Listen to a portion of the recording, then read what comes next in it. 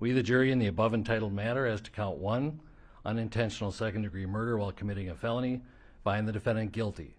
Less than 24 hours after the jury began its deliberations, former Minneapolis police officer Derek Chauvin was found guilty of all charges on Tuesday in the deadly arrest of George Floyd, a verdict seen as a rebuke of law enforcement's treatment of Black Americans and a milestone in the fraught racial history of the United States. Are these your verdicts? So say you one, so say you all.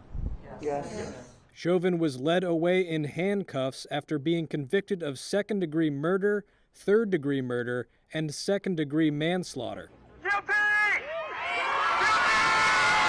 A crowd of several hundred people that had gathered outside a fortified Hennepin County courthouse erupted in cheers when the verdict was announced.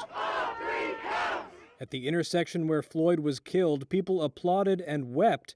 The Cup Foods grocery store, where Floyd was accused of using a fake $20 bill to buy cigarettes, has since become a rallying point for racial justice protests. You have now heard the evidence. The jury considered 3 weeks of testimony from 45 witnesses, including bystanders and medical experts, along with extensive video of Floyd's death from multiple angles. You can believe your eyes, ladies and gentlemen. The prosecution relied heavily on the viral bystander video of Chauvin kneeling on Floyd's neck for more than 9 minutes, which sparked nationwide protests last summer. You have to look at it from the totality of the circumstances. The defense argued that the video did not tell the whole story. You can't limit it to 9 minutes and 29 seconds. Chauvin's lead lawyer said he behaved as any reasonable police officer would, and argued there were other factors that contributed to Floyd's death, including heart disease, his drug use, and even raised the possibility that exhaust fumes from a nearby squad car played a role.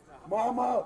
But the state's multiple medical experts, including forensic pathologists, all said Floyd's death was a homicide, and even a medical expert called by the defense said Chauvin should have at least given Floyd immediate first aid.